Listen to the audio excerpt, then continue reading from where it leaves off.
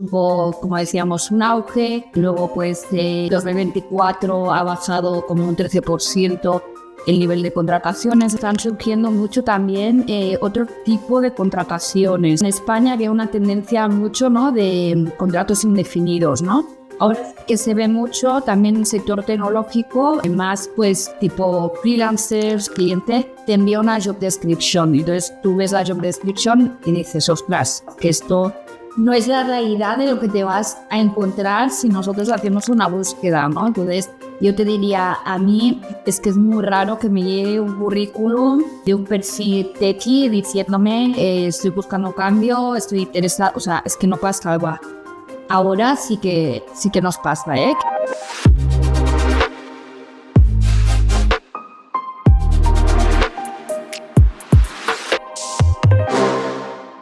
Muy buenas, bienvenidos y bienvenidas a un nuevo episodio de Más allá del back. Hoy tenemos el placer de charlar con Inés Schwarzman, especialista en adquisición de talento y coach certificada. La carrera profesional de Inés siempre ha estado ligada al reclutamiento. Después de trabajar en diferentes multinacionales y pasando por diferentes roles, en 2019 fundó OneTalent, de la cual también es CEO, que es una empresa con sede en Barcelona dedicada a conectar empresas con el mejor talento en los sectores de tecnología, marketing digital y negocio. También, y gracias a su certificación como coach, ayuda a candidatos en su carrera profesional. Además, a lo largo de su carrera, Inés ha desempeñado papeles clave en procesos de transformación digital y en la construcción de equipos diversos y altamente efectivos. En el episodio de hoy de nuestro podcast, exploraremos con ella su visión sobre el presente y el futuro del reclutamiento en la era digital, la importancia de la diversidad en los equipos de trabajo y cómo las empresas tienen que adaptarse para atraer y retener al mejor talento. No os lo podéis perder. Y recordad, si queréis estar informados de las últimas novedades del podcast, no dudéis en activar la campanita, dar a like y suscribiros. Hola, muy buenas, bienvenidos a un nuevo podcast de Más allá del back. Hoy tenemos a Inés. Buenas, Inés. Hola, ¿qué tal? Y también tenemos a Alba, a colaboradora en Coevolution. Inés, lo primero, agradecerte tu presencia en este podcast. Y un poco siguiendo la línea habitual, nos gustaría que te presentaras y nos compartieras pues un breve recorrido por tu experiencia profesional, cómo empezaste en este sector reclutando perfiles técnicos, dónde te encuentras ahora, etcétera. Así que, vale. Bueno, primero de todo, gracias por la oportunidad. Intentaré ser breve explicando mi recorrido porque son bastantes años. Empecé en el mundo del recruitment en 2010. Empecé en 2 consultoras, cosa que creo que es muy interesante para un perfil de recruitment porque al final te da como una visión general de distintas empresas, sectores, etcétera. A partir de ahí pasé a empresa final, a multinacional, sector energético, y ahí empecé a tocar perfiles tecnológicos. Entonces me di cuenta que realmente me gustaba, o sea, tenía un interés genuino por este tipo de perfiles. Y estando en empresa que llevaba unos 4 o 5 años, tenía mucho el gusanillo de aprender. A pesar de que todo el mundo me decía, no lo hagas, tienes un trabajo estable, etcétera, no sé qué. Bueno, decidí hacer el salto. Entonces ahí sí que esto fue hace 6 años ya llevo 6 años por mi cuenta. Decidí crear la firma OneTalent enfocada a perfiles tech. ¿Por qué? Porque al final conocían y porque también había un auge muy fuerte en 2019, que es cuando empecé de este tipo de perfiles. Entonces me parece una buena forma de empezar. Entonces a día de hoy en OneTalent trabajamos perfiles tecnológicos, pero sí que es verdad que hemos abierto un poquito el abanico porque trabajamos con, sobre todo, startups, scale-ups del mundo tech que muchas veces pues empiezan confiándonos un perfil techie, pero luego pues tienen otras necesidades, muchas veces más entre la intersección tech y negocio, como pueden ser perfiles product owners, agile, project managers, etcétera.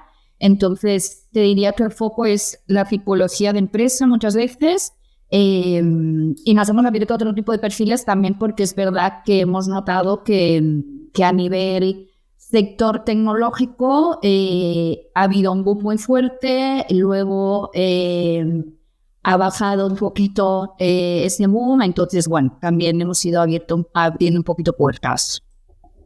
Has comentado, ¿no? Pues que trabajas en perfiles técnicos, que habéis abierto el abanico a perfiles un poquito más fuera de este sector técnico.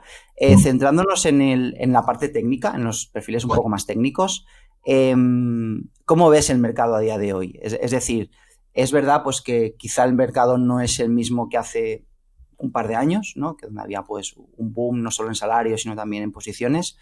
¿Cuál crees que es ahora mismo el perfil más demandado? O si hay algunas habilidades específicas que se busquen en esos perfiles. ¿Cómo ves tú el mercado? Sí, o sea, yo lo que veo es que ha cambiado un poquito las necesidades también porque las empresas están siendo más conservadoras, ¿no? Pues a raíz, digamos, hubo, como decíamos, un auge. Luego, pues, en 2024 ha bajado como un 13% el nivel de contrataciones a nivel de España, pues por temas, ¿no?, que todos conocemos, de layoffs en Estados Unidos, inestabilidad política, etcétera. Entonces sí que vemos como una tendencia que las empresas ya no contratan tan masivamente como antes, que realmente era una percepción, ¿no?, que también tenía, plan, esto parece una locura, realmente hay una necesidad o no hay una necesidad, sino que ya van con más ojo. Y a nivel de perfiles, en nuestro caso, llevamos muchos perfiles de desarrolladores al uso, full stack, front-end, back-end, o sea, se siguen necesitando mucho, perfiles mobile, y luego han crecido mucho perfiles más enfocados a todo el tema de inteligencia artificial, temas de ciberseguridad, mucho tema de data engineers, data scientists, ¿vale? Entonces, digamos que al final es un poco la tendencia, ¿no?, a raíz de también las necesidades reales, ¿no?, que hay en el mundo tecnológico. Pero sí que ya te digo, o sea, vemos como más precaución, o que las empresas son más cautas y ya no van tan a lo loco. Con eso queremos decir a lo mejor que han aprendido de ese boom y ya no volveremos a esa tendencia tan de salarios también muy elevados, de contratar un montón, o sí, ¿crees que en algún momento volveremos? Eso es un poco, no lo sé. Total, sí. No tengo la bolita mágica. Yo sí que creo que al final pues hubo un boom muy loco que era como esperado, yo creo, por todas las personas que nos dedicamos a esto, que estamos en el auge, de decir, esto va a parar un día porque no es normal. Entonces yo espero que las empresas hayan aprendido, porque al final está muy bien que se contraten mucho, pero si al final, al cabo de nada, vas a tener que despedir a esa gente, hombre, es una lástima, ¿no? Entonces yo apuesto más, pues un poco un poco más conservador, ¿no? Y realmente contratar si hay una necesidad real. Ahora me ha surgido una pregunta en el momento de, ¿sale muy barato entonces el despedir? Quiero decir, ¿les interesa? O sea, ¿compensa el contrato independientemente de que luego tenga que despedir? ¿Me compensa? ¿Me interesa? No, para nada, porque al final, o sea, cuando tú incorporas a una persona, hay una curva de aprendizaje que está estudiado, que la media son 6 meses. O sea, hay un periodo de adaptación y claro, o sea, al final, o sea, al principio la empresa está apostando por esa persona, es una inversión muy fuerte para la empresa. O sea, los 6 meses que esa persona todavía se está adaptando, la tienes que despedir. Hombre, es una muy mala inversión, yo creo. Sí que también, a raíz de tu pregunta, sí que veo que están surgiendo mucho también otro tipo de contrataciones. Es decir, ya, o sea, en España había una tendencia mucho, ¿no?, de contratos indefinidos, ¿no? Ahora sí que se ve mucho también en el sector tecnológico, más pues tipo freelancers por proyecto. Entonces, bueno, yo creo que también estamos siguiendo un poco la tendencia en ese sentido de Estados Unidos, ¿no?, que siempre han sido como más pioneros en este sentido, y de decir, bueno, pues quizás no necesitamos contratar a alguien a largo plazo, sino la necesidad que tenemos es puntual y hacemos una contratación por proyecto, ¿no? Entonces, creo que nos estamos abriendo también a otro tipo de modalidades que también es interesante. Guay. Oye, y una preguntita respecto, alineado un poco con esto de las contrataciones. Una percepción que al menos yo he tenido y creo que Alba también, es que muchas veces los procesos de selección se alargaban mucho en el tiempo. Muchas veces porque había mejor muchos candidatos, porque, bueno, por la empresa no tomaba una decisión, etcétera.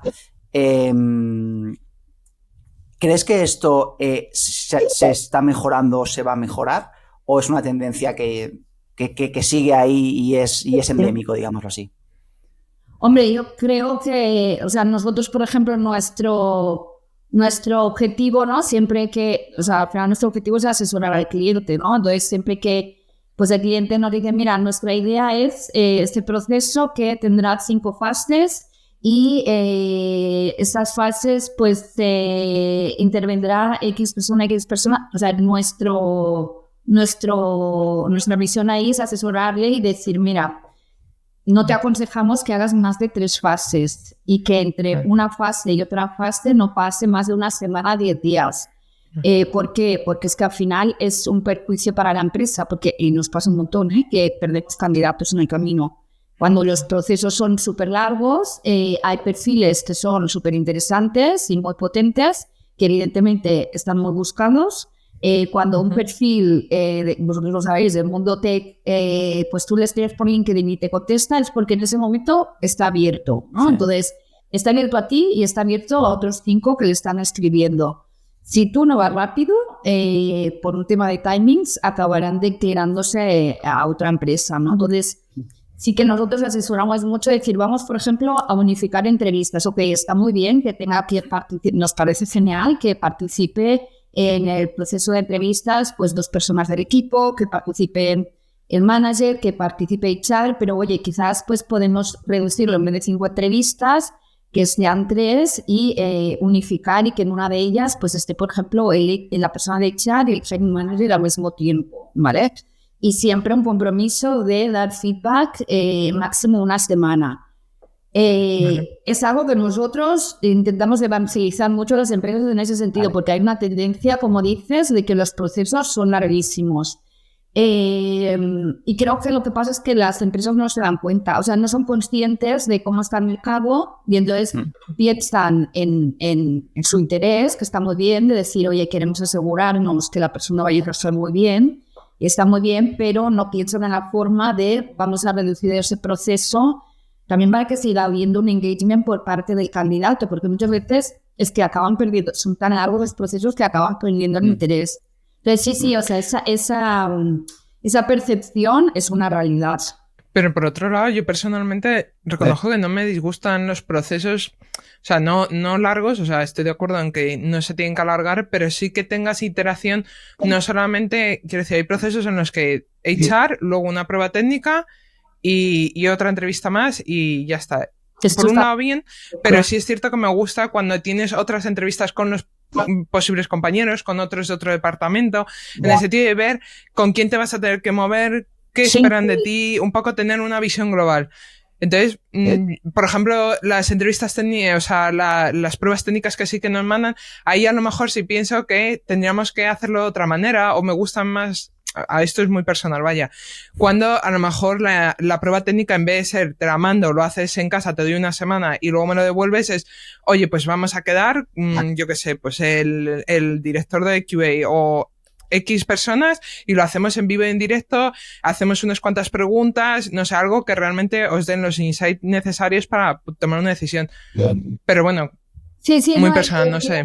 Era por lo que comentas. A mí, estando del otro lado, también me gusta más eso porque es una forma en la que ves a la persona en directo, puedes debatir, o sea, tú como candidata con tus futuros compañeros, conocerles y debatir sobre o sea, lo que sería el trabajo, el aspecto técnico, así, o sea, te da pie a debatir y te da pie a ver a la candidata, el candidato en acción, ¿no? Sin que se lo prepare todo tanto. Entonces, esa sería, por ejemplo, una forma de decir, pues vamos a reducir una de las fases del proceso. En vez de te envío una prueba técnica, nos la devuelves a cabo de una semana, luego conoces al equipo, oye, directamente, o sea, la prueba técnica va a ir de esto, no te prepares nada, nos vemos aquí y haces un 2 en 1, conoces al equipo y haces la prueba técnica.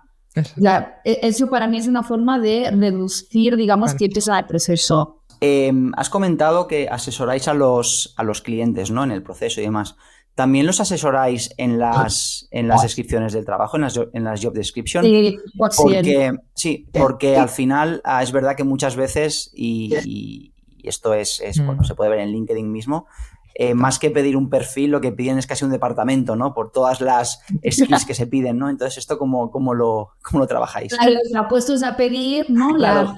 También es verdad que empresas de tamaño más pequeño, ¿no? Normalmente cuando tú estás trabajando en una empresa más pequeña, pues el perfil es más polivalente, ¿no? Haces un poquito más de todo. Empresas más grandes está todo como mucho más marcado, ¿no? Haces algo mucho más concreto. Entonces ahí creo que también se nota un poquito las diferencias.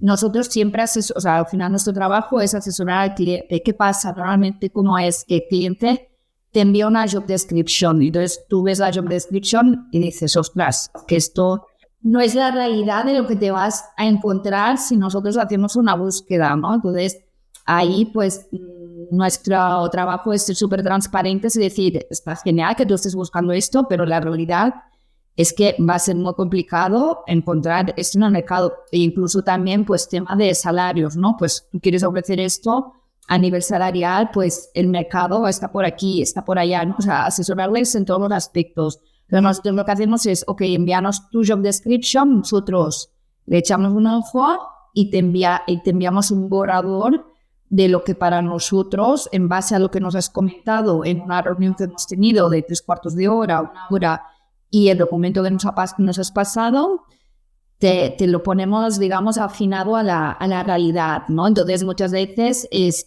bueno, de lo que nos has pasado, por lo que hemos hablado y tu necesidad, pensamos que esto es lo prioritario, esto otro que tú has puesto es deseable, entonces vamos a ponerlo como requisitos deseables, pero no como un requisito prioritario, ¿no? Entonces, bueno, es afinar un poco ahí. Y también lo que nos pasa mucho es que la empresa al final se ciñe mucho en la job description en explicar qué es lo que necesita, pero no en qué es lo que ofrezco al candidato, ¿no? Entonces también ponemos mucho foco en decir, o sea, si tú quieres encontrar a un perfil que realmente encaje y que también pues esté motivado, ¿no? Explícale qué es lo que le vas a ofrecer tú, ¿no? Entonces, bueno, vamos a ver a nivel de proyecto, porque puede ser interesante. A nivel de equipo, oye, trabajan cracks en el departamento. A nivel, yo qué sé, de temas de conciliación, lo que sea. Entonces, ponemos un poco el what's need for me, ¿no? O sea, que puedo encontrar yo. Y lo intentamos hacer también que sea, que lo busquemos en el mercado y sea una realidad y que pueda atraer, ¿no? A los perfiles, porque muchas veces, bueno, la persona no está buscando, pero tú le presentas un proyecto interesante y está abierto a escuchar. Entonces es un poquito ese asesoramiento. Y una cosa más respecto a esto. ¿Crees que, o sea, hace unos años, pues desde hace un par de años, es verdad que digamos que había una lucha entre empresas, consultoras y demás para contratar talento, ¿no? Teniendo en cuenta que el año pasado pues hubo ajustes de plantilla, ha habido despidos en la parte técnica y demás. No. ¿Crees que ahora sigue habiendo esa lucha por atraer, o sea, por atraer talento, o es ahora el talento el que cuando quiere cambiar os viene a vosotros? Nos viene más que antes, sí. Es decir, yo me habías preguntado hace unos años, yo te diría, a mí es que es muy raro que me llegue un currículum de un perfil techie diciéndome estoy buscando un cambio, estoy interesado, o sea, es que no pasa algo. Ahora sí que nos pasa, que tanto, o sea, por la web, por LinkedIn y tal, nos escriben perfiles techie que tienen muy buen background y te dicen, oye, que estoy abierto a buscar, etcétera. Esto me lo preguntas hace unos años y digo, que va, o sea, eso no pasa, eso es un sueño. Entonces sí que es verdad que estamos en un punto en el cual ahora incluso lo notas en la tasa de respuesta. Tú antes, pues igual para buscar un perfil, claro, nosotros lo que hacemos mucho son, más que guiarnos en yo publico una oferta y se inscriben perfiles, es vamos a hacer o contactos o vamos a hacer búsquedas, ¿no? Igual, pues una búsqueda es, vamos a enviar 100 emails. Y antes, pues claro, la tasa de respuesta era súper baja. Ahora lo hemos notado también que la tasa de respuesta es mucho más alta. Entonces sí que ha cambiado un poco el panorama. Y respecto, antes hablabas de la job description, que es bastante importante eso, el qué ofrezco yo como empresa al nuevo candidato.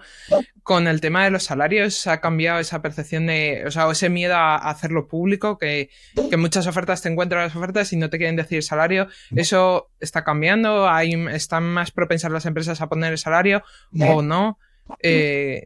¿Se ve alguna tendencia? Depende de varias cosas. Depende, uno, de la cultura de la empresa, que hay empresas que tú les planteas, nosotros somos pros de vamos a poner salario porque no, o sea, es una pérdida de tiempo no poner el salario para el candidato y para la empresa.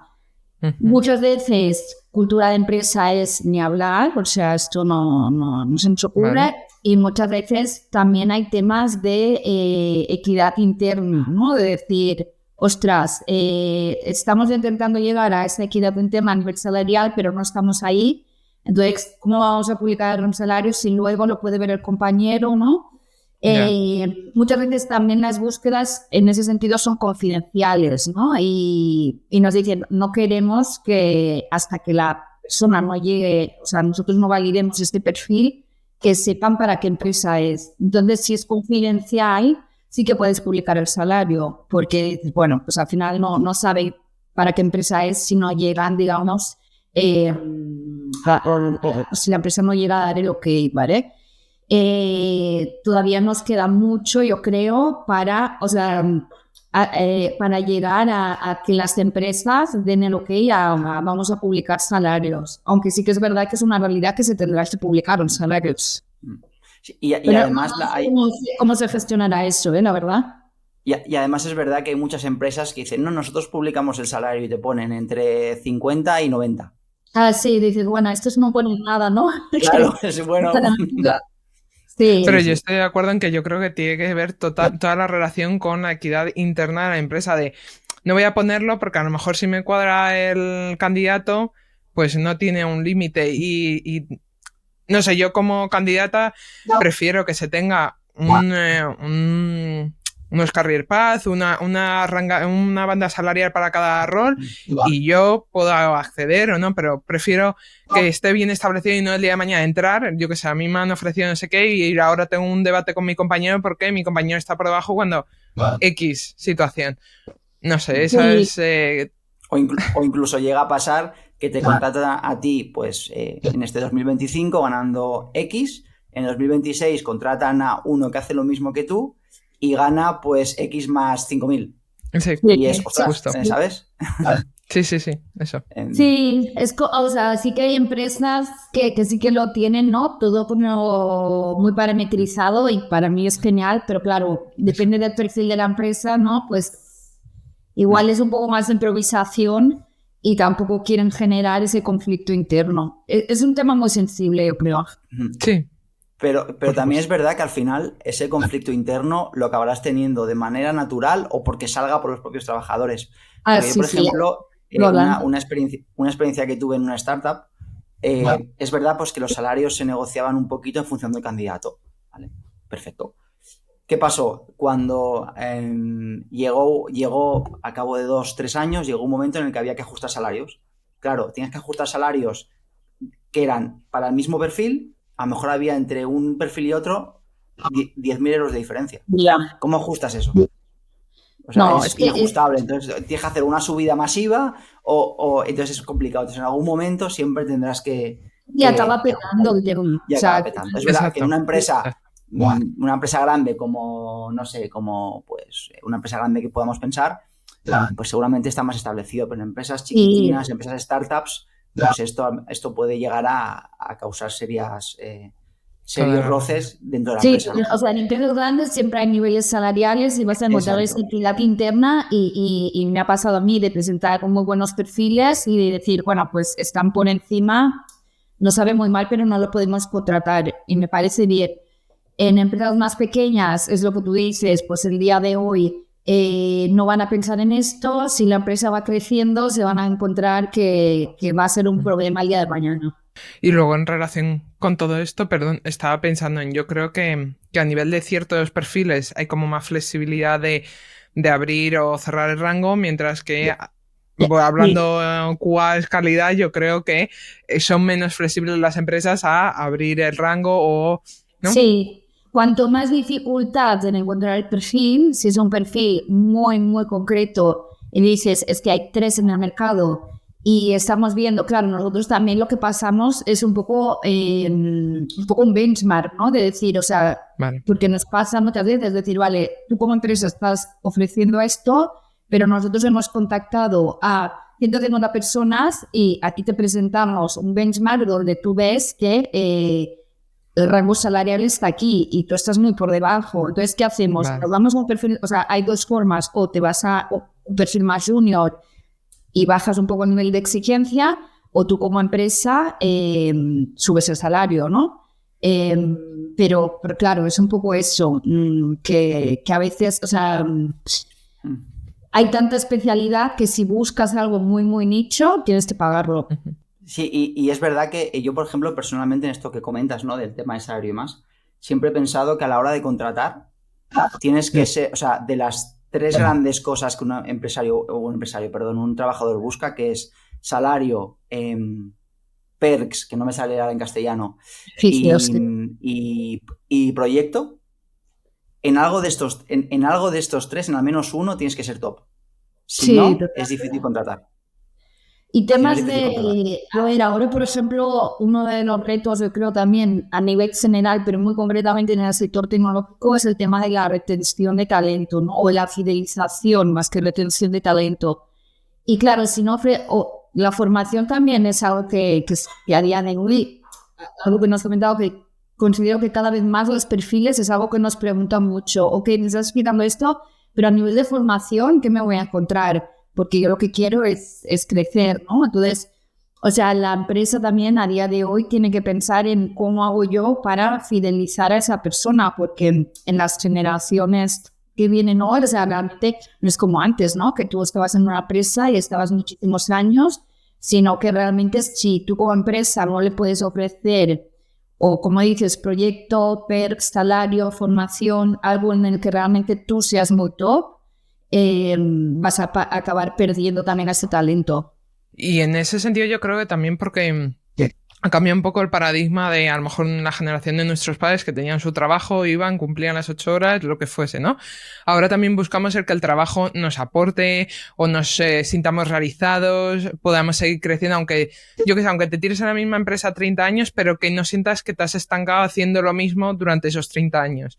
Entonces, lo que dices tú de formación me parece que en general, al menos en tecnología, lo veo como un perk que puedes fidelizar mucho por esa cosa de estar siempre al día de lo nuevo que va llegando, vaya. Es un win-win porque para la empresa tener talento que está formado, que puede innovar, que puede proponer cosas distintas, o sea, al final como empresa estás ganando y tu equipo también, o sea, lo estás haciendo que sea mucho más competitivo, ¿no? Entonces yo creo que la formación es una de las palancas que son muy buenas para fidelizar el talento. Pero sí, no, o sea, ha cambiado mucho, ¿no? O sea, ahora yo me encuentro con perfiles que incorporas y a los 6 meses te dicen, es que, o sea, me falta algo. O sea, si la empresa no me ofrece algo, yo cambio. Y antes, a 6 meses, era como, bueno, es que acabas de empezar en una empresa, ¿no? O sea, ha cambiado mucho también la necesidad, ¿no? de los perfiles. Sí, vamos, y a mí me ha pasado de a lo mejor cuando ya empiezan luego recortes en las empresas, de lo primero que quitan es la formación y dices, jope, me has quitado la formación, era mi motor. Y dicen, ya, pero tienes cheques, yo qué sé, comida. Y dices, ya, pero es que justamente a lo mejor eso no me lo puedo encontrar en otro, o a lo mejor no me es mi punto para quedarme aquí, pero la formación, yo sobre todo pensando en tecnología, que ahora con la IA, hace un año no la teníamos. Sí, imagínate, la gente que está trabajando no puede evolucionar o conocer eso, dirán, no sé, vamos. No, en tecnología yo creo que si la empresa no ofrece formación, se queda súper atrás. Y también pienso que es importante al final estudiar cuál es el perfil, ¿no? que tú tienes en tu empresa, porque al final hoy en día conviven muchas generaciones y dependiendo de la generación la necesidad es diferente. Entonces, o sea, todo está muy bien, pero quizás dices, hago, yo qué sé, un cuestionario y de ahí sale que mi equipo lo que quiere es formación. Ok, voy a ofrecerle esto, no voy a ofrecerle otra cosa que no están valorando. Eso es muy cierto, que Sí, en una empresa ahora mismo hay muchas generaciones y no todos estamos con el deseo de los mismos beneficios. Una formación un poco más individualizada, ¿no? Digámoslo así. Sí, también. Sí, porque es verdad que en la parte técnica, pues oye, quiero formarme en nuevas tecnologías, etcétera, pero también es cierto que hay otras skills que necesitamos mejorar, ¿no? Pues comunicación, hablar en público, empatía, control del estrés, todo esto que está tan de moda, entre comillas, ahora, ¿no? Que es tan importante. Creo que es súper importante también que las empresas pues pongan formación, ¿no? En ese sentido. Sí, totalmente, sí. Guay. Y ahora vamos a sacar un tema, a ver cómo lo ves tú también, que es el tema de las mujeres en el sector tecnológico. ¿Cómo ves el acceso a estos puestos de trabajo por parte de las mujeres? ¿Crees que realmente se ha incrementado el que las mujeres entren en las empresas técnicas? ¿Sigue habiendo como una barrera muy fuerte para que entren? ¿Cómo lo ves tú desde tu posición? A ver, yo creo que creo que hay un aspecto que es como de raíz, que es una realidad, que es que el número o el porcentaje de mujeres que hay dentro del mundo tecnológico es muy reducido en relación a la cantidad de hombres que hay dentro del sector tecnológico. Eso es una realidad. Entonces, eso, por mucho que la empresa lo fomente, es un tema que yo considero que hay que atajar de raíz. Es decir, tenemos que ir mucho más atrás, tenemos que ir a las aulas. O sea, si tú te vas a una carrera tecnológica, tú ves que sentado en las aulas hay un montón de chicos y es que no hay chicas, ¿no? Entonces, al final eso yo creo que va mucho más allá de decir políticas a nivel estatal, programas, auditorías. O sea, desde ahí creo que es una forma en la que podemos romper esos estigmas, ¿no? Que es como que se ha asociado de que el hombre ha de estar asociado a perfiles tecnológicos, la mujer quizás más temas sociales. Y eso yo me lo he encontrado en un cliente que me ha dicho: hombre, no sé, es que una mujer, me encontré un perfil de frontend, una mujer no lo acabo de ver. Y yo, ¿por qué? O sea, no lo entiendo, ¿sabes? Entonces, como que hay una cosa de asociarlo así y de que pues las niñas, ¿no?, que van creciendo, pues igual desde casa se les inculca otro tipo de profesiones y no profesiones tech. Entonces, yo creo que primero hay que empezar por ahí, porque aunque la empresa tenga muy buena voluntad de vamos a incorporar mujeres, si realmente se va al mercado y busca mujeres y no hay, pues no puede ser, ¿no? Sí que me he encontrado, por ejemplo, cuando yo trabajaba en multinacional, que una de las políticas que teníamos a nivel de HR es que cuando nosotros presentábamos a hiring manager perfiles, teníamos que presentar 4 perfiles y de estos 4 perfiles, 2 tenían que ser mujeres y 2 tenían que ser hombres. Y esto me parece que está súper bien, porque dices, bueno, al final pues yo te estoy presentando el 50% y 50% y tú en base a eso eliges qué es lo que te encaja mejor, ¿no? Pero claro, esto vamos a lo mismo. Esto una empresa grande se lo puede permitir. Una empresa pequeña, donde realmente le cuesta más encontrar talento, tener en cuenta esto es difícil, ¿no? Entonces, sí que yo veo que a día de hoy hay como muchos más bootcamps enfocados solo a mujeres, mentorías, o sea, que se hacen muchísimas más cosas en ese sentido. A nivel de empresa, sí que veo que empresa pues más grande sí que está más por la labor. Empresas pequeñitas va a ser muy complicado que piensen en esto. O sea, no piensan en esta equidad. Es complejo, de todos modos, porque si también dices que falta de base, por mucho en ese caso, por ejemplo, 50-50, llegará un momento en el que no tengas parte del 50, porque ya no habrá más. No, o sea, yo creo que es un problema, ya no voy a decir de las empresas, sino es un problema de sociedad, ¿no? Sí. Tenemos que ir cambiando un poco el cómo educamos o los roles, ¿no? que se ven dentro de la sociedad. Y claro, eso es un trabajo de tiempo, ¿no? Sí que también hay mucho perfil de que igual, que se da cuenta ahora, ¿no? Que ya tiene otra edad, ¿no? 40 años, lo que sea, que dice, he trabajado siempre en algo que no tiene nada que ver con la tecnología y ahora me doy cuenta de que realmente me llama mucho la atención el mundo tecnológico y que igual, pues, más mayores se ponen a estudiar, igual no es una carrera tecnológica, pero algún bootcamp, algún curso, tal. O sea, esto también sí que lo encontramos mucho. Y yo tengo, o sea, o esperanza o sensación de que en las nuevas generaciones, quiero decir, yo creo que en nuestra generación quien terminaba siendo desarrollador o techie es porque le encantaba cacharrear con cualquier algo eléctrico en casa. Ya daba igual empezar por un aspirador, terminar por el primer ordenador que teníamos en casa. Y lo he visto más en chicos que en chicas, simplemente por esa inquietud a lo mejor de desmontar algo y montar, no lo sé. Y sin embargo ahora sí voy viendo más chicas que se van interesando por la tecnología, a lo mejor la tecnología de datos, de inteligencia artificial, o no a lo mejor desmontar los cacharritos, que me parece el origen de todo esto, pero sí veo a más gente, ya te digo, o también en gamers, o sea, empieza a haber más igualdad en ese sentido y a lo mejor dentro de unas generaciones sí que empezamos a tener más equidad o más mujeres en el sector, pero es cierto que diría que mi generación hay aquí un gap que no sé, y lo he dicho en otros podcasts, que yo, por ejemplo, participo en el Inspiring Girls un poco por dar visibilidad a esas mujeres en el sector, pero lo mismo, digo, tengo la sensación de que no, como si no fuera suficiente o a lo mejor no fuera la vía de decirles, oye, que también hay aquí un motor, un futuro. Sí, o sea, yo sí que creo, yo creo que vamos a ir viendo cambio y creo que ya se está viendo el cambio, pero claro, creo que no es una cosa que puedas decir,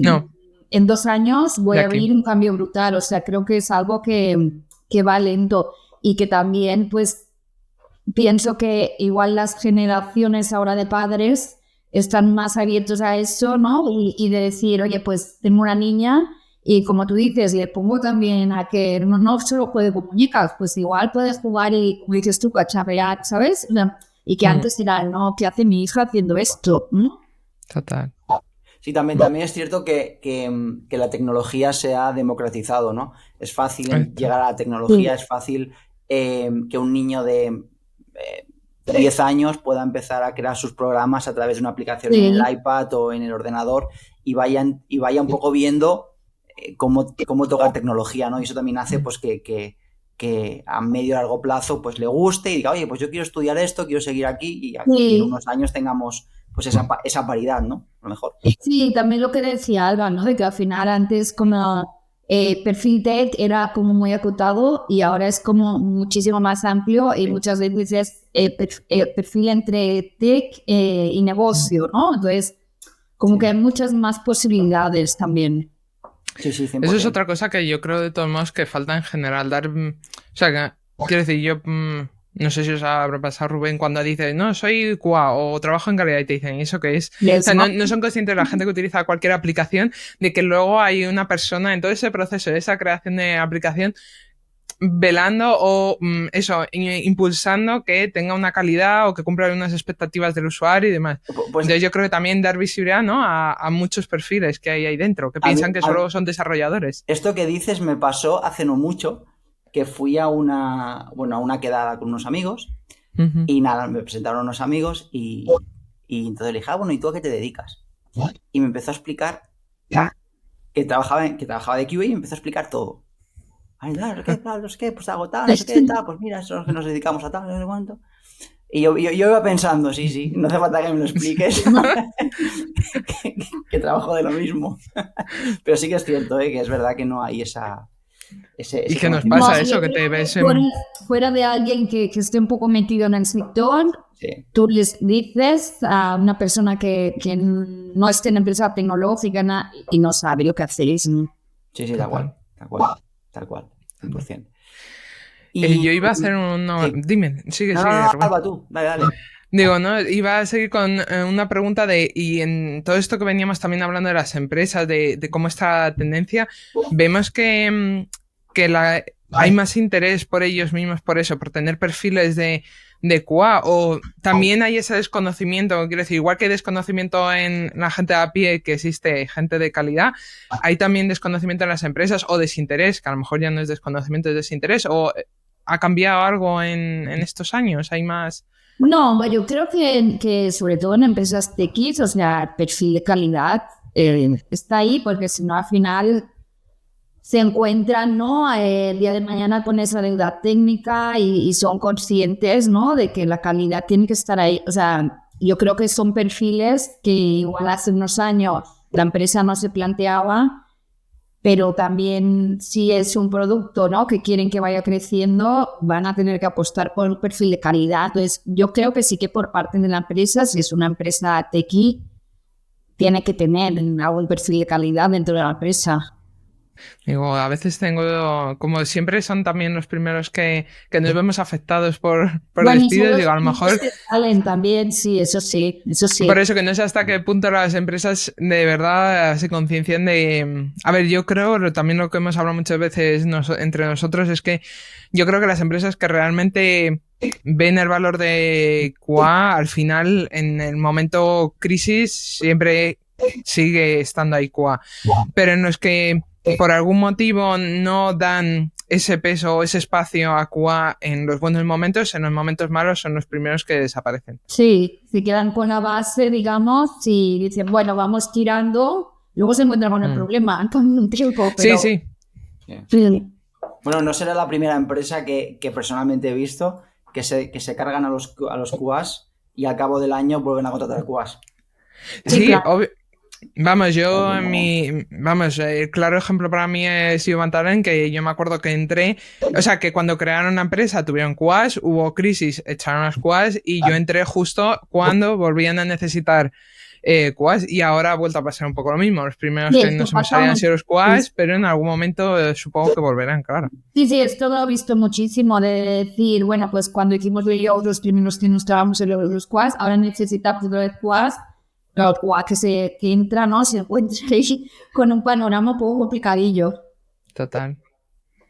Sí, porque al final terminas empezando de cero, no retomas... Sí. Vamos, no sé, a ti, Rubén, si te ha pasado en algún caso de que retomes lo que venía haciendo, o sí, quiero decir, que yo en mi caso al entrar de nuevo, así los desarrolladores que estaban no tenían ni idea de lo que hacían los anteriores QAs, tuve que volver a empezar todo de cero y supongo que el día de mañana si vuelven a contratar les pasará un poco igual. O sea, he empezado proyectos de cero, he continuado proyectos que ya estaban, pero por suerte los que he continuado, la base estaba bien. Es decir, ya venía de tener un equipo, de tener QAs, de tener pues alguien que lo liderara y las bases estaban bien. Es verdad que después cada uno deja su huella en el sentido de que, pues mira, esta herramienta, pues en lugar de esta uso esta. Este proceso, en lugar de hacerlo así, lo hago asá. Pero la base sí que es cierto que personalmente siempre me he encontrado que siempre estaba y estaba bien, lo cual bueno, no he tenido que tirar todo abajo, digámoslo así. Has tenido suerte. Sí, en ese sentido sí. Sí que es verdad que después cuando tienes que montar algo de cero, pues te encuentras con otros problemas, otras necesidades, ¿no? Pero no he tenido que tirar nada de cero, por suerte. Sí, pero la rabia es esa, ¿no? Que si empiezas de cero otra vez, a lo mejor te encuentras con problemas que ya se encontró en el anterior QA y que a lo mejor si no hubieran echado al menos a uno, podrías partir desde ahí. Pero claro, como desaparecemos, otra vez vuelves... Sí, 100%.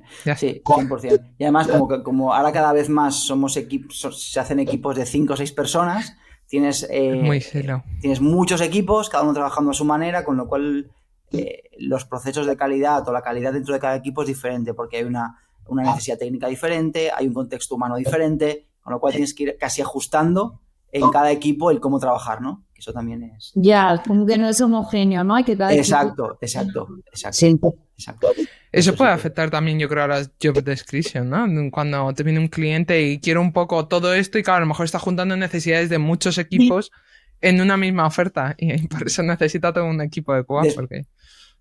Bueno, por eso Después también lo que tú decías de la importancia de conocer al equipo, ¿no? Y oye, yo voy a hacer una prueba técnica, pero voy a ver Total, cómo está trabajando este equipo, porque quizás no encaja con mi filosofía de trabajo tampoco. total. Mm, Aparte. Vale, y ya estamos ahí rondando el tiempo el tiempo máximo de Venga, entrevista y para no largar. usar mucho más tu tiempo, Inés.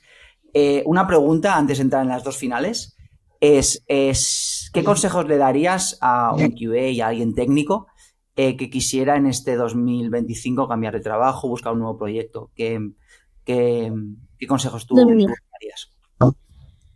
O sea, yo lo que veo mucho en perfiles técnicos que han estado como muy acostumbrados, ¿no? a recibir como muchas solicitudes de recruiters que les presentaban proyectos y que no tienen muy en cuenta quizás oye, voy a perfilar mi perfil, pues ya no solo currículum, ¿no? Sino LinkedIn, pero que al final es lo que digo siempre, porque también hacemos temas de career coaching, ¿no? Ok, Vale. está como el perfil estático de LinkedIn, de yo tengo puesto muy bien lo que hago con las keywords, etcétera, está súper bien en ese sentido, pero claro, no he hecho un trabajo en el tiempo de decir voy a hacer red de contactos, voy a posicionarme pues publicando pues quizás algún post que pueda ser, ya no vendiéndome, sino algo que pueda ser interesante para el sector, ¿no? Y que pueda generar un valor añadido, etcétera. Entonces, yo creo que cualquier persona, ¿no? Ya no hablo de perfil técnico, que realmente pues quiera desarrollarse profesionalmente, no tienen que pensar en mañana voy a buscar y me pongo ahí como loco a buscar, sino al final es un trabajo en el tiempo. Entonces, que hay un tema de trabajar tu marca personal, que lo tienes que ir haciendo. Tema de networking es muy importante. También piensa que en España es uno de los países donde más mercado oculto hay, que se llama. Es decir, se Vale. publican estudio de LinkedIn que salió a principios del 2024, solo el 20% de las ofertas que hay en el mercado laboral, ¿vale? El otro 80% es a través de contactos, o bueno, Wow. puede ser que la empresa pues deriva la búsqueda a Headhunter, pero no publica la oferta, ¿Vale? sino que te búsquedas, ¿no? Entonces, claro, si tú te limitas a solo voy a enviar, ¿no? solicitudes en el momento en el que yo estoy buscando trabajo, quizás te estás perdiendo oportunidades que puedan ser muy interesantes para ti, ¿no? Entonces yo siempre la recomendación que hago es algo que tienes que construir en el tiempo, ¿no? Y que al final, pues el tema del networking, el tema de la marca personal, en el mundo en el que vivimos hoy en día, en la que la búsqueda de empleo o el desarrollo profesional ha cambiado mucho hace años, es como un constante. Entonces, bueno, pensar que es un trabajo en el tiempo y que el tema pues de estar presente también o sea, hacer contactos, ir a eventos, LinkedIn, etcétera, pues tienes que tomártelo como parte de tu trabajo también. Guay. Total. Sí, el tema este de la marca personal creo que es súper importante y la marca personal no se hace de un día para otro, no lo que tú comentas, Claro. hay que ser constante, ir a eventos, incluso pues, hablar en diferentes conferencias, crear red, ¿no? Pues, etcétera, etcétera. Ujú. Guay.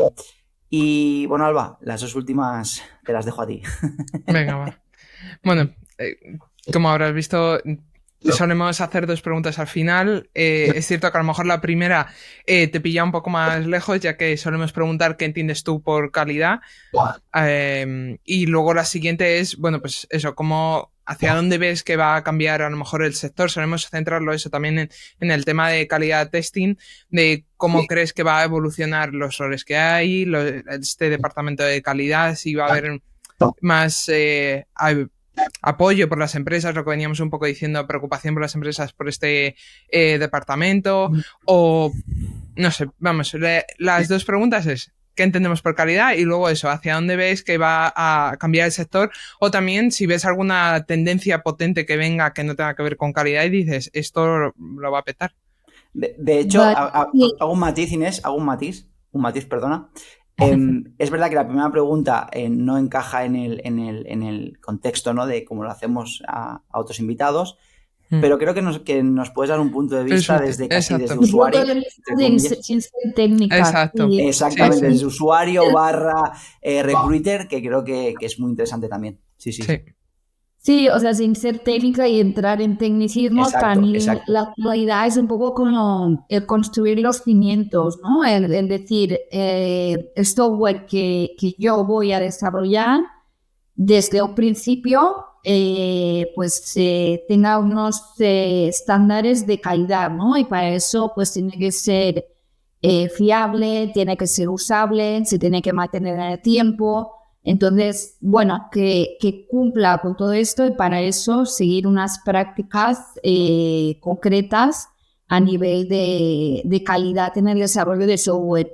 Y para eso creo que no es solo el perfil de calidad que tiene que estar involucrado, sino que el perfil de calidad tiene que evangelizar, ¿no?, al resto del equipo de software, porque si solo el perfil de calidad está pensando en la calidad, pero los que están desarrollando el software no están pensando en la calidad, al final el problema va a estar igualmente, ¿no? Entonces, para mí, o sea, si tuviera que decirlo de alguna forma, para mí es como construir muy bien los cimientos y apostar porque no sea una cosa que a día de hoy vaya a funcionar, sino esto que vaya a funcionar en el tiempo, que sea usable para el consumidor, que se pueda escalar, ¿vale? O sea, todo esto, digamos, sin entrar en tecnicismos.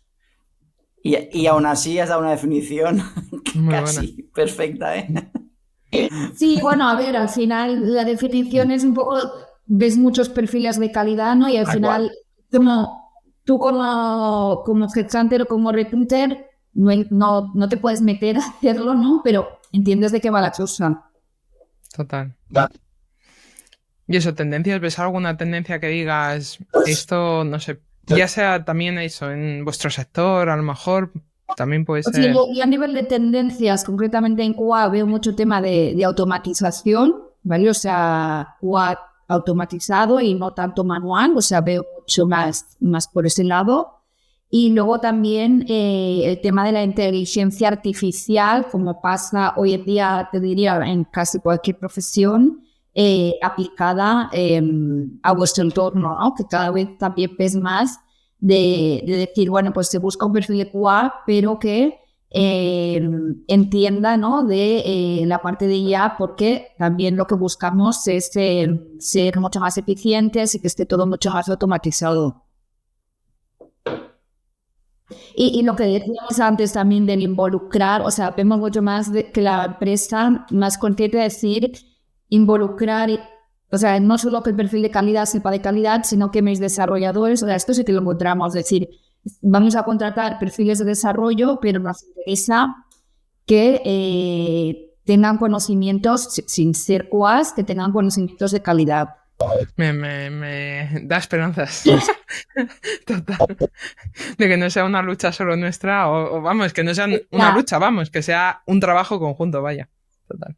O sea, yo creo que bueno, que es un poco una lucha porque igual no están 100% ahí, pero sí que yo veo de cómo ha cambiado, o sea, las empresas a la necesidad que tenían en el perfil de desarrollo de software, que nunca hablaba de calidad, sino que ahora cuando te dicen, oye, estoy buscando un backend, sí que pues te hablan de conceptos a nivel, pues que tienda que tienda, o sea, sí. Qué guay. Sí que buscan un poquito esto más.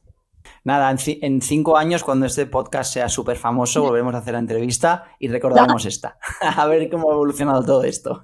A ver, sí. Bueno, yo creo que las cosas cambian súper rápido a día de hoy. O sea, que seguramente en 5 años, de lo que estamos hablando ahora, los perfiles y lo que necesita el mercado será súper diferente. Sí, eso sí que es cierto. Sí, con la inteligencia artificial yo creo que sí que evolucionará más rápido que los últimos 5 años, digámoslo así, ¿no? Sí. Sí que es cierto.